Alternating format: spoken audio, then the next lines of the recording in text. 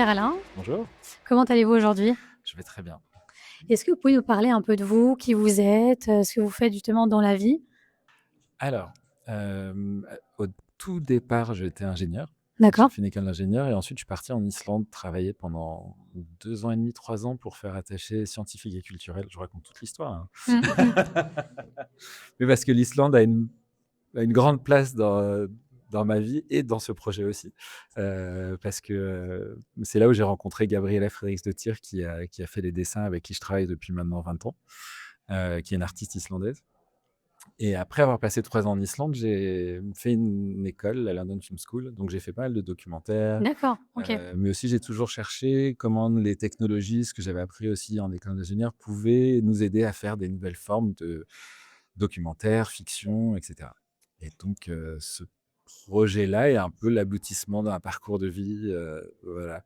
Parce que je suis aussi musicien, j'ai fait pas mal de musique classique, donc tout D'accord. tout se met ensemble dans Vous avez tout j'ai rassemblé, tout rassemblé là, ouais. dans cette compétition justement immersive. Est-ce Exactement. que vous vous rappelez de votre premier souvenir justement avec le cinéma? Alors, c'est Chaplin pour moi, OK, parce que j'avais pas le droit d'avoir la télé quand j'étais d'accord. petit. Donc, chez moi, j'avais un projecteur 8 millimètres que mes parents me mettaient dans le salon avec que des films, muets. Donc mon premier OK, souvenir de cinéma, c'est vraiment les des extraits de Chaplin parce que les bobines 8 millimètres, c'est 5 minutes et c'est avec ça que j'ai vraiment grandi, ouais. et c'est pas votre première fois justement à Cannes? Est-ce que vous pouvez me parler un peu de votre parcours justement, Ma 1re fois à Cannes, c'était il y a 2 ans. Avec une exposition qui s'appelait Noir, OK, que j'ai coécrit, co-réalisé avec Stéphane Fuenquinos et Tania de Montaigne. C'est vraiment la base de cette exposition, c'est un livre qui s'appelle Noir, écrit par Tania de Montaigne, OK, qui parle de l'histoire de Claudette Colvin, qui est une jeune femme qui, dans l'Alabama, dans les années 50, était la première avant Rosa Parks à refuser de se lever dans un bus, mais surtout la première femme à porter plainte contre la ville. Et d'accord, c'est son cas qui vraiment a gagné, dans les tribunaux, la fin de la ségrégation dans les bus, mais elle a été complètement oubliée.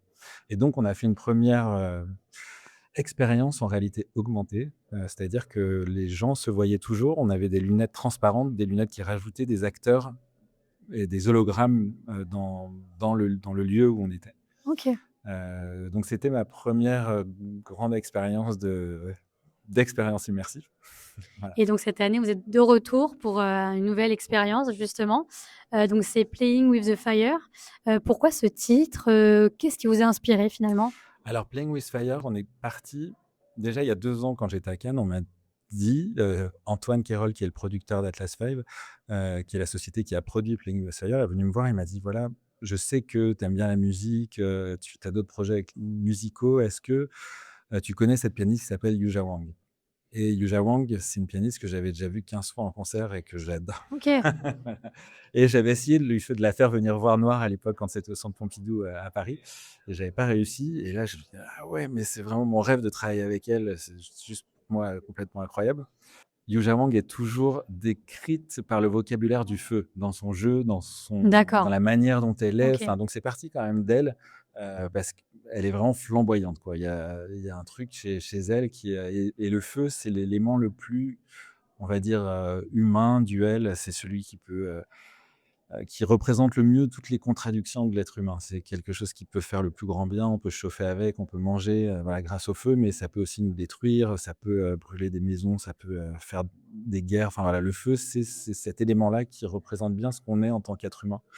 Donc on a choisi avec Yuja, on a créé tout un programme de musique et dans toutes les musiques que vous entendez dans Playing with Fire, il y a, un jeu les compositeurs qui ont, créé ces musiques en pensant à des éléments, à l'élément feu et aussi à l'élément de l'eau. Donc on joue D'accord, avec OK. l'eau et le feu. Et je suis parti aussi de pas mal d'écrits de Gaston Bachelard, qui a écrit Psychanalyse du feu, qui explique pas mal de choses sur le symbole du feu, dans toute l'histoire de l'humanité. Voilà, et une petite phrase que j'adore de Novalis, c'est un petit poème qui dit juste: «L'eau est une flamme mouillée». Donc on est entre l'eau, le Ça feu représente bien et voilà, finalement, l'œuvre en question. exactement. Et combien de temps vous avez mis justement à pouvoir capturer donc toutes les scènes? Alors, il y a 2 choses, il y a la capture, ce qu'on appelle volumétrique, c'est-à-dire qu'on voit vraiment Yuja Wang qui vient comme si elle était là, s'asseoir au piano et jouer sur ce piano, qui joue vraiment. Donc c'est un piano qui est là dans l'exposition, et qui joue. C'est un piano Steinway Spirio qui est quelque chose de technologiquement extraordinaire, c'est-à-dire que Yuja Wang a enregistré sur ce piano et ce piano restitue exactement la manière dont elle joue. Enfin, c'est à l'exactitude son récital qu'elle a joué sur ce piano. Et quand on met des casques de réalité virtuelle, on la voit venir s'installer au piano et commencer à jouer et les touches du piano jouent, heu, comme D'accord, par magie. OK. Et en fait, de ce piano commencent à sortir des univers, surréalistes, inspirés par la musique et inspirés par l'histoire de l'humanité. Donc on part vraiment dans un voyage avec la musique, avec le piano et avec Yuja Wang. Et donc c'est des mondes, heu, très artistiques et un peu assez dingues avec des créatures qu'on a inventées avec Gabriela Fredriksdottir, cette artiste islandaise. Et on parle d'inspiration justement, vous, qui sont vos inspirations, Il y a pas de Oui, c'est une histoire qui est complètement, muette. Ici, il y a quelques mots, mais donc je pense que je suis encore très inspiré par, ces films muets du début du siècle dernier, avec beaucoup de choses qui sont de l'ordre des actions, hem, pour moi, il y a pas mal d'humour aussi parce que ça nous a fait beaucoup rire aussi de faire ces créatures, ces mondes et cetera. Donc quand on travaille avec Gabriela, on rigole beaucoup. Heu et puis j'ai beaucoup travaillé au théâtre, et avec des danseurs aussi. Donc dans l'expérience, il y a pas mal de choses qui sont entre, le concert, la danse, le théâtre. Donc c'est un peu un mélange de beaucoup d'inspirations, à la fois, de cinéma, mais aussi de mes expériences de théâtre, de travail avec des des danseurs et des chorégraphes comme, Ertna Marsdottir, qui est une autre islandaise, et Damien Jallet, avec qui elle a beaucoup travaillé. Voilà. et en termes de scène, est-ce qu'il y a une scène en particulier qui a été plus compliquée qu'une autre à réaliser, où vous avez mis peut-être plus de temps? Est-ce que vous pouvez un peu nous en parler? L'oiseau de feu, ça a été sûrement la plus, complexe parce qu'il y a beaucoup d'animation. Il y a justement toute une chorégraphie, à l'intérieur de l'oiseau de feu. Donc il y a plein de personnages vraiment qui dansent, et il y a un oiseau qui vole au-dessus de nous. Enfin donc c'est la pièce la plus complexe et qui se fait en plusieurs étapes. Donc on part, de la terre et puis après on s'envole dans les flammes pour arriver sur une autre, planète au-dessus de nous. Donc on est vraiment une ascension, et quand on est là, on a des créatures un peu païennes parce que l'oiseau de feu de Stravinsky, c'est un conte, très, religion monothéiste, on va dire. Donc c'est vraiment, on retourne dans des énergies, de tribales. Donc voilà, il fallait vraiment mettre ça en scène et il fallait pas décevoir la musique, donc j'espère que c'est pas le cas. Mmh. Mais c'était un challenge, ouais, l'oiseau de feu. Et donc on parlait tout à l'heure de monstres, quand vous avez commencé à imaginer un peu les monstres, est-ce que ça a changé au fil, du tournage, l'idée que vous vous êtes fait? Ou est-ce que ça vous avez progressé, changé le script, Ouais, on change en fait, quand on surtout avec ces technologies-là, on avance et en même temps qu'on fait, on transforme, on crée, enfin donc c'est vraiment, une matière, qui s'invente en même temps qu'on crée. Donc on a quelque chose qu'on OK, imagine sur c'est papier ça. avec une histoire et cetera, et puis après quand on le fait, c'est autre chose. Oui, on se rend compte que parfois il faut améliorer ou alors, Voilà, il y a des choses, s'adapter, exactement. Des moments où je me dis: «Ah mais là, il faut, enfin, ça doit prendre plus de corps». La musique, elle invite à avoir plus de personnages, de pieuvres. Par exemple, au début, il devait y en avoir qu'une et après j'ai dit: «Non, mais il faut qu'il y en ait plein».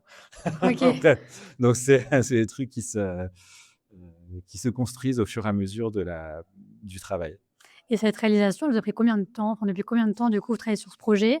Et en combien de temps, justement, vous l'avez, du coup, finalisé, Ça va faire exactement 2 ans que D'accord, j'ai OK. commencé à écrire parce qu'on m'a demandé à Cannes il y a 2 ans OK. d'y C'est réfléchir, parti de et là c'est et parti puis, de là. Et 2 semaines après Cannes, je devais rencontrer pour la première fois Yuja Wang pour lui présenter quelque chose.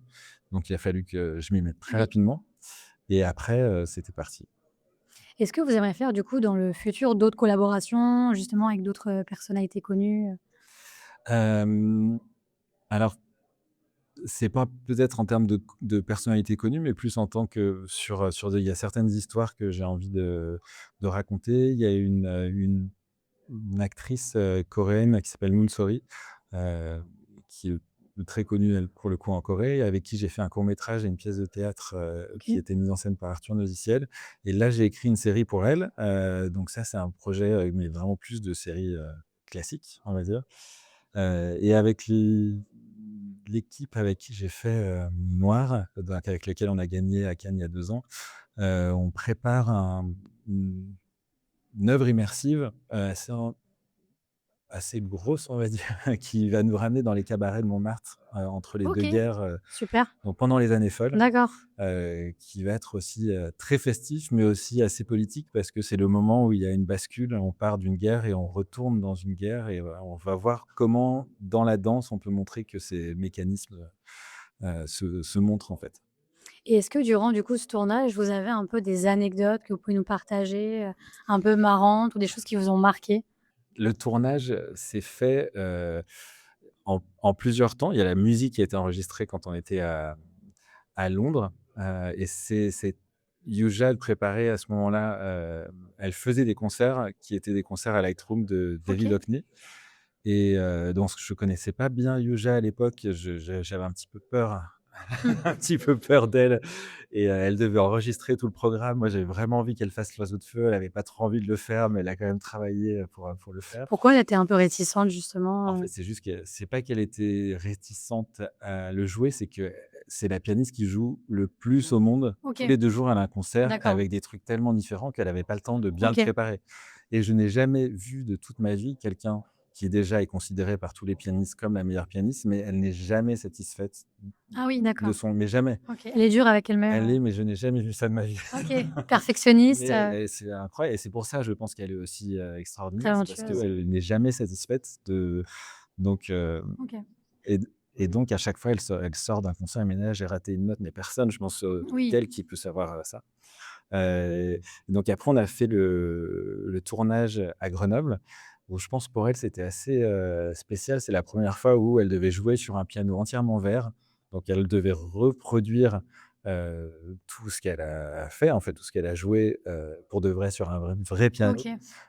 sur un piano entièrement vert et il y avait qu'elle dans du vert, tout autour avec 70 caméras Oh! autour OK. et c'était une journée assez dingue, mais elle a pas enfin franchement, elle a pas raté, enfin, il y avait une prise, quoi.